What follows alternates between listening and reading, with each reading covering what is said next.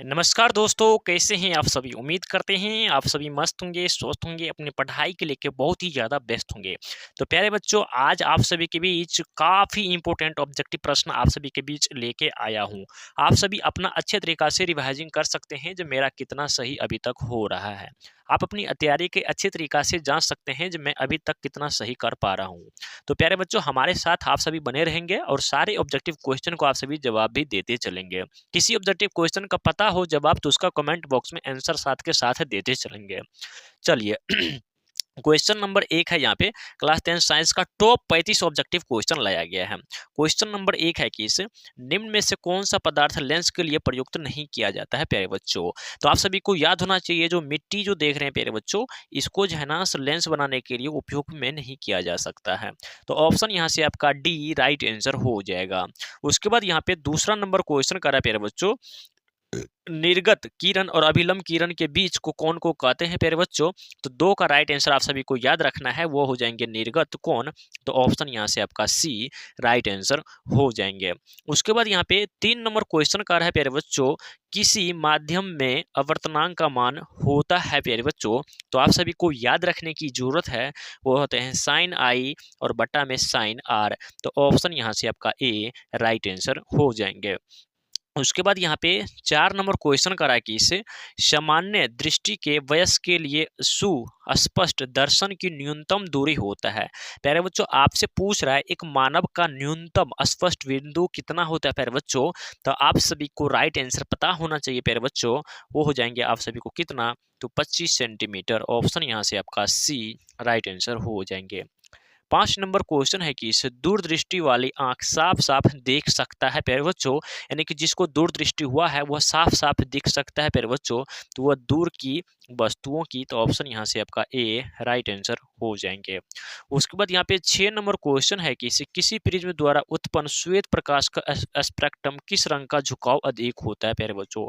यहाँ पे मान के चलिए ऐसे स्पेक्ट्रम है, ठीक है ना, और सबसे आपको अधिक पूछ रहा है ना प्यारे बच्चों, आप सबको अधिक पूछ रहा है ना, तो अधिक में आपका ये जो बैगनी आ जाता है, कौन हो जाता है प्यारे बच्चों, ये जो है ना बैगनी नीचा रहता है, ठीक है, और ये लाल ऊपर रहता है। सबसे कम लाल होता है और सबसे ज्यादा बैगनी। तो ऑप्शन यहाँ से आपका डी राइट आंसर हो जाएंगे। उसके बाद 7 नंबर क्वेश्चन है प्यारे बच्चों, किस उपकरण में धन और धन सोरण का चिन्ह नहीं होता है प्यारे बच्चों। ऐसा कौन है उपकरण जिसमें धन और ऋण होना चाहिए प्यारे बच्चों, उसमें नहीं होता है। तो ये जो कुंडली देख रहे हैं ना, इसी में होता है प्यारे बच्चों। उसके बाद यहाँ पे 8 नंबर क्वेश्चन का रहा है प्यारे बच्चों, 10 ओम और 30 ओम को दो प्रतिरोध, क्या 10 ओम और 30 ओम के दो प्रतिरोध को श्रेणी क्रम में जोड़ने पर समतुल्य प्रतिरोध होगा फिर बच्चों। अगर श्रेणी क्रम होता है तो वो होता है आर बराबर R1 और प्लस में R2। तो R1 10 ओम है प्यारे बच्चों और R2 20 ओम है, और इन दोनों को जोड़िएगा तो ये हो जाएगा 30 ओम प्यारे बच्चों, जो कि ऑप्शन मेरा यहाँ पे सी राइट आंसर हो जाएंगे। चलिए नेक्स्ट प्रश्न यहाँ पे 9 नंबर क्वेश्चन करें प्यारे बच्चों, 12 वोल्ट विभवांतर के दो बिंदुओं के बीच 2 कूलम आवेश को ले जाने में कार्य किया जाता है प्यारे बच्चों। तो 9 का राइट आंसर हो जाएंगे 24 जूल, यानी कि ऑप्शन यहाँ से क्या हो जाएगा ना, ये दोनों को गुना कर देना प्यारे बच्चों, ये दोनों को क्या हो जाता है ना गुना, यानी कि 24 जूल राइट आंसर हो जाएंगे। 10 नंबर क्वेश्चन है कि इस विद्युत फ्यूज काम करता है प्यारे बच्चों। तो आप सभी को याद रखना है विद्युत फ्यूज जो है वो कैसा काम करता है, तो धारा के उष्मीय प्रभाव पर। तो ऑप्शन यहाँ से आपका ए राइट आंसर हो जाएंगे। उसके बाद यहाँ पे 11 नंबर क्वेश्चन कर रहा है कि यदि किसी नरम लोहा को धारावाही कुंडली के गर्म में रखा जाए तो क्या बनता है प्यारे बच्चों। तो 11 का राइट आंसर आप सभी को याद रखना है, विद्युत चुंबकीय बन जाएगा। तो ऑप्शन यहाँ से आपका बी राइट आंसर हो जाएगा। 12 नंबर क्वेश्चन है कि 1 किलोवाट घंटा तुल्य भाई, तो 1 किलोवाट घंटा किसके बराबर है प्यारे बच्चों, तो 3.6 गुना 10 के पावर 6 जूल के बराबर में है। तो ऑप्शन यहाँ से आपका बी राइट आंसर हो जाएंगे। 13 नंबर क्वेश्चन है कि इस नाभिक की ऊर्जा प्राप्त करने हेतु आवश्यक है प्यारे बच्चों। तो आप सभी को याद होना चाहिए नाभिक की ऊर्जा प्राप्त करने हेतु आवश्यक क्यों है, तो वो है यूरेनियम के लिए। ऑप्शन यहाँ से आपका सी राइट आंसर हो जाएंगे। उसके बाद 14 नंबर क्वेश्चन है कि इस जल से होकर विद्युत धारा प्रभावित करने पर जल पर अपघटित होकर H2 और O2 मुक्त होता है। तो H और O2 का इनका अनुपात हो जाएगा प्यारे बच्चों, तो वो हो जाते हैं आप सभी को 2:1 में हो जाते हैं। चलिए 15 नंबर क्वेश्चन है, किस भोजन का पचना और पकाना किस प्रकार की अभिक्रिया है प्यारे बच्चों। तो आप सभी को 15 का राइट आंसर याद रखने की जरूरत है, वो हो जाएंगे उपचयन अभिक्रिया, यानी कि ऑप्शन यहाँ से आपका सी राइट आंसर हो जाएंगे। 16 नंबर क्वेश्चन है, किस रासायनिक अभिक्रिया क्या रासायनिक समीकरण Fe और प्लस में H2O, ठीक है, और ये जब टूट के बनता है तो संतुलित जल का संख्या होगा प्यारे बच्चों। आपसे जल की संख्या कितना होगा वो पूछ रहे प्यारे बच्चों, तो इसमें 4 हो जाएगा। जल की संख्या देखिए ना, यहाँ पे OH कितना भाई, तो OH कितना है, 4 हो जाएंगे। यहाँ से ऑप्शन यहाँ से सी राइट आंसर हो जाएंगे। उसके बाद यहाँ पे 17 नंबर क्वेश्चन था प्यारे बच्चों, कह रहा है कि सोडियम क्लोराइड को जल से घोलकर, ठीक है ना, विद्युत धारा प्रभावित करने पर वियोजन होकर सोडियम हाइड्रोक्साइड बनता है, तो इस प्रक्रिया को क्या कहा जाता है प्यारे बच्चों। तो आप सभी को याद रखना है इस प्रक्रिया को क्लोरा क्षार प्रक्रिया कहा जाता है, तो ऑप्शन यहाँ से आपका डी राइट आंसर हो जाएंगे। 18 नंबर क्वेश्चन है, किस चीनी का आणविक सूत्र है प्यारे बच्चों, तो ये हो जाएंगे C6H12O6, यानी कि ऑप्शन यहाँ से आपका बी राइट आंसर हो जाएंगे। 19 नंबर क्वेश्चन है कि हमारे शरीर का पीएच पारस, ठीक है ना, पारस के अंदर कार्य करता है, मतलब कितना मतलब के बीच में कार्य करता है प्यारे बच्चों, तो वो 7 से लेके 7.8 तक के बीच में कार्य करते हैं। ऑप्शन यहाँ से डी राइट आंसर हो जाएंगे।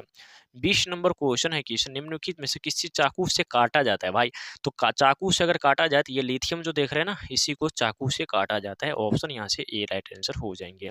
उसके बाद यहाँ पे 21 नंबर क्वेश्चन है कि निम्नलिखित में से कौन सा आयनिक यौगिक है प्यारे बच्चों, आप सभी को याद रखना है CaCl2, यानी कि ऑप्शन यहाँ से आपका सी राइट आंसर हो जाएंगे।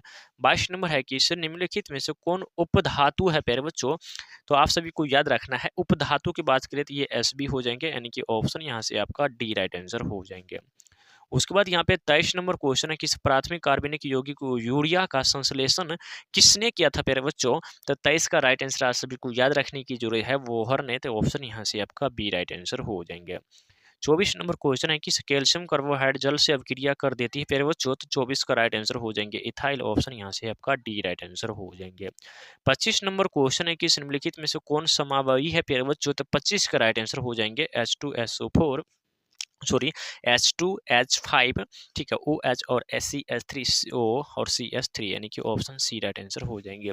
प्यारे बच्चों टोटल 25 ऑब्जेक्टिव क्वेश्चन लाया गया था जो काफ़ी इंपॉर्टेंट था, तो बताएंगे आप सभी को 25 में जो है ना आप सभी को कितना सही हुआ, प्लीज़ आप सभी कमेंट करके जरूर बताइएगा।